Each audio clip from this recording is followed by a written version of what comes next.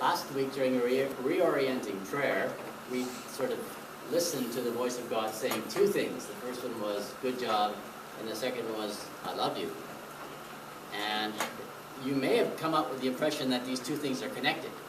And I wanted to tell you very clearly that they're not. That God is going to say, I love you, even if God isn't able to say good job to anything you happen to do this week, or ever in your life. And if you never in your life succeed in doing anything well, or doing anything good, God will continue to say, I love you. And so I just wanted to make sure you didn't connect those, because it's hard not to. So envy. Green with envy this week. So does anyone here know why green with envy, where it comes from? I Googled it this week, that's why I know. Shakespeare? Shakespeare, very good. Wow. Well, how come Shakespeare? Why didn't Shakespeare? Why did Shakespeare? I don't know. I think it was in the Sunshine Dream. I'm pretty sure it's not right now. No, that one's not right. There's a buzzer on that one. Right, Othello. Right, where somebody describes envy or jealousy as a green-eyed monster. Don't know why green-eyed, but there it is. Shakespeare reference. Okay, so it's important, just for the sake of this morning, to sort of separate envy and greed. Right? Because greed is going to be next week, and envy is this week. And the difference simply is that greed is basically about stuff, and envy is about people. Like you're envious of someone, generally, that has something, is something, does something that you don't, can't, won't, whatever. Right? Greed is just about getting more stuff, and doesn't matter about everybody else. So today we're going to be talking about a lot of interpersonal stuff. Envy is a big deal in the Bible. Envy gets lots and lots of press, right? So the Cain and Abel story is in significant ways about envy, and we can see that it's about envy because of what Cain does with his anger. That he goes out and he kills his brother Abel because he's envious of the fact that God accepted his sacrifice and not Cain's sacrifice. And God says, look, that's not the point at all. God says, look, if you do well, I'm going to accept your sacrifice, and if you don't do well, I'm not going to accept your sacrifice, and it's not a competition. Right? It's not a matter of, I've only got one acceptance, and it's either you or Abel, see who does better. It's not a competition in that way at all. It's simply a matter of, well, you have your stuff, and the story is very ambiguous. Right? If you do well or if you do good, exactly what do you need to do? And it doesn't say. Right? Like, sort of one of the things that it would be nice if it said. Because if it said, then we could do that one thing and then we'd be fine. But of course, that's not the way life is. It's not like, well, there's one good thing we have to do, and then all the rest of our life we can live the way we want to. It's like, well, no. It's just this ongoing battle. In a lot of ways, we could even say that the story of Eve and Adam is a story of envy. Right? The whole tree of the knowledge of good and evil. One of the things that Eve is feeling is envious of God, who has wisdom, who has this knowledge of good and evil, that she doesn't, and she wants this. So there's that story of envy. Envy gets its own commandment. Right? Do you know the envy commandment? Thou shalt not covet, right? For those of you who think these things in King James. In fact, if you were looking at it really technically, you might say that there's two envy commandments. Because there's thou shalt not covet thy neighbor's wife, and then a separate one, thou shalt not covet thy neighbor's, and then there's a sort of a whole other list of things. Right, donkeys, and servants, slaves, and and then it ends, or anything else that is your neighbor's. Right, so it's a big enough deal that it gets two commandments. So what's wrong with envy? Well, probably the simplest answer is that what's wrong with envy is that it destroys community. It destroys relationships. So envy is always interpersonal, and it's usually a negative interpersonal thing. The reality of envy is that there's always going to be somebody better than you, or who's got more stuff, or who's taller, or better looking, or stronger, or like however, whatever it is that you're measuring at that moment. Even if for a moment you are the greatest, smartest, fastest, strongest, richest, coolest, whatever, right? It's not going to last. Life goes on, and soon someone is going to pass you in whatever it is standard. So it's worth understanding that envy, if you think, well, envy is going to go away once I achieve this, it's not. Right? It's just going to be this ongoing battle. So what do you do with envy? I think the first thing you do is you notice it. You know, when you're feeling envy, you stop and you go, wow, that's envy.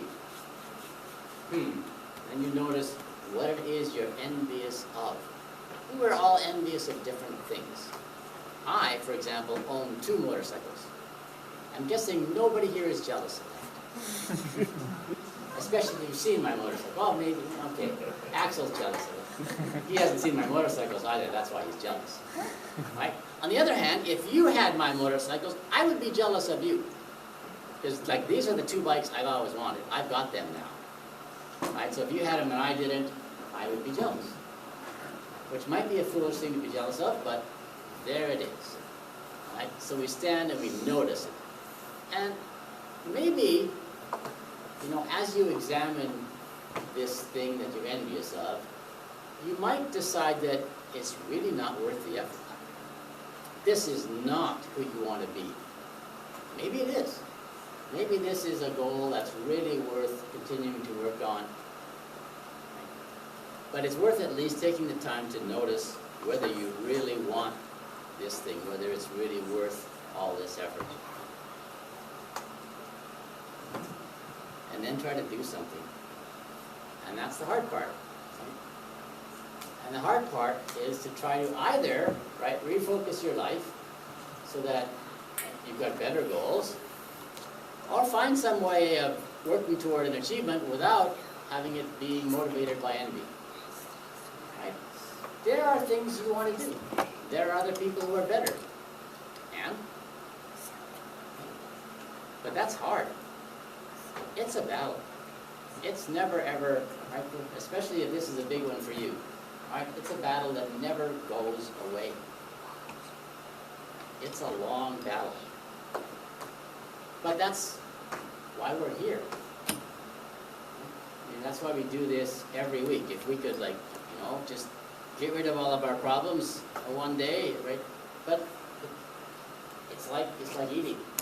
Right? It's not like you're ever going to sit down and like finish a meal and go, wow, I'm done eating now. I mean, someday you will have your last meal, but hopefully it's not this next one. Right? And so no matter how great the meal was, or how perfect it was, or how full you feel, right, 4, 5, 6 hours from now, you're going to be hungry again. You have to do it all over again. That's okay, right? Food's a good thing. Right? And some things are more work. So this need to continue to refocus our lives on things that are worth working on, or to refocus ourselves on things other than envy, for some of us it's just going to be a lifelong battle. Right? First you work on envy and then you die. Right? That's the way it goes. Don't beat yourself up about it. Just keep on doing it.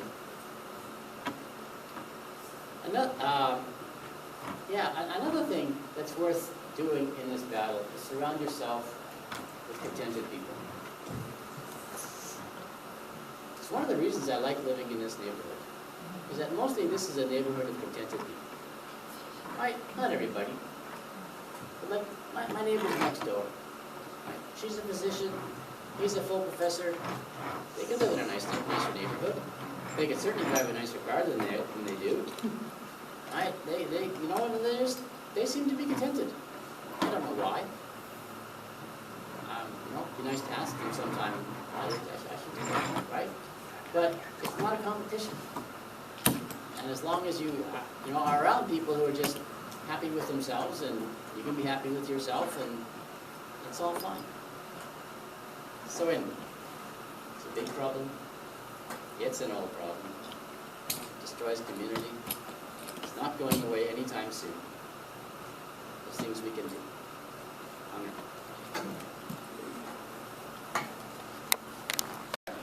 So part of what we want to accomplish in these next few weeks is to expand our definition of prayer. Most of the time in church, what we do when we pray is we talk.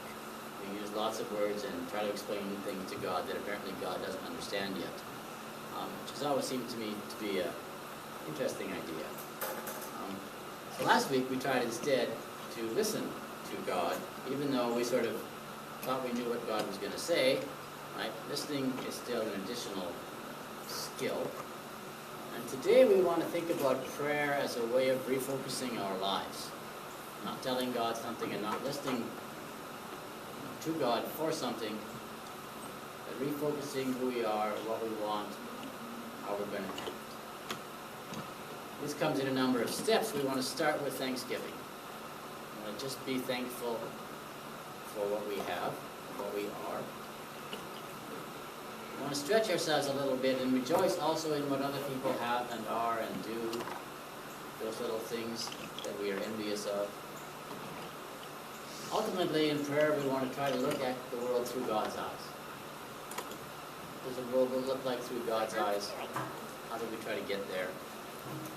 Both in the way we see the world and in the way the world is. So let's start. Take a deep breath. Let it out. Do another one. Relax your shoulders. Relax your jaw.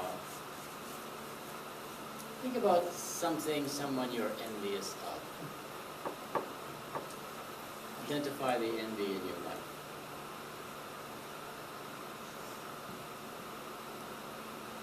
Take it and examine it. What is it you're really envious of? Is it really worth it? Maybe it is. There it is. Look then at yourself and what you have, what you are, you can already do.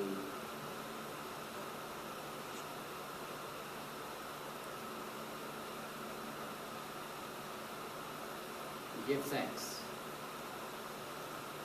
Be thankful for yourself, for what you have and are and can do.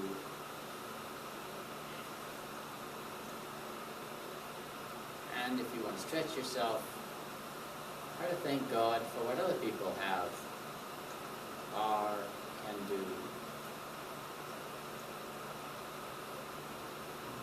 Rejoice rather than feel envious. Amen.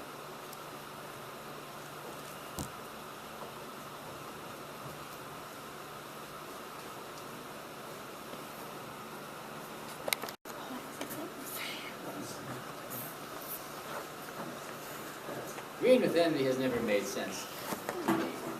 Because for me, contentment is the color of green. Green is the color of contentment. I remember the first time I came to the United States during winter, and I was so sad for you Americans. It was just like brown everywhere. At least white in Canada is better than brown. We go from white to green, and you go from green to brown. Brown is awful. Green is beautiful. On the other hand, the green here is amazing. We live in such a beautiful place. It's so easy. We just take the time to appreciate the beauty of West Virginia. And it's so easy to forget because it's just all around us. Oh yeah, that's green and that's green.